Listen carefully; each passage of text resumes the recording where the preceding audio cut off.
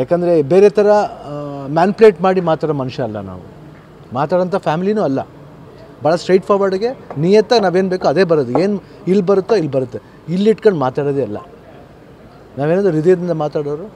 ಏನು ಅವ್ರ ಪಕ್ಷ ಒಂದು ಫಾಲೋ ಮಾಡಿದ್ದಾರೋ ಆ ಪಕ್ಷನ ಫಾಲೋ ಮಾಡ್ಕೊಂಡು ಇನ್ನು ನಾವೇನು ಮಾಡಬೇಕು ಜನಗಳಿಗೆ ಅನ್ನೋದನ್ನ ನಾನು ಗೀತನ ಹತ್ರ ಆಲ್ರೆಡಿ ಮಾತಾಡಿದ್ದೀನಿ. What we should do, what is the problem, local problem ಏನಿದೆ ಅದೆಲ್ಲ ತಿಳ್ಕೊಂಡು ಹೆಂಗೆ ಸಾಲ್ವ್ ಮಾಡ್ಬೋದು.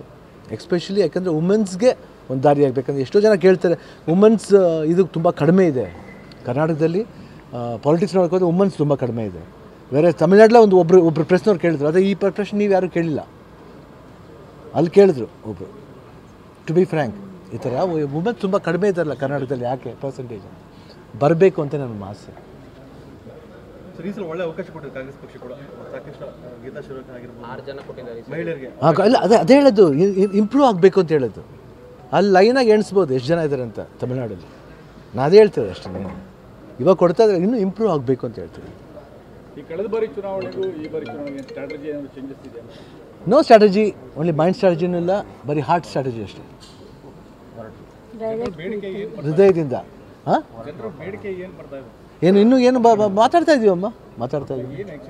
ಇಲ್ಲ ಮಾತಾಡ್ತಾರೆ, ನಿಮಗೆ ಗೊತ್ತಿರಬೇಕು, ನೀವೇನಾಯಿದ್ರೆ ಹೇಳಿ ತಿಳ್ಕೊತೀವಿ.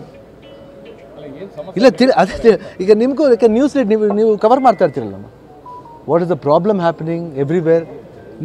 ನೀವು ನಮಗಿಂತ ಬುದ್ಧಿವಂತರು ಹಂಗೆ ನೋಡೋಕೆ ಹೋದರೆ. ಇಲ್ಲ ಒಂದು ನಿಮಿಷ 1 ಮಿನಿಟ್.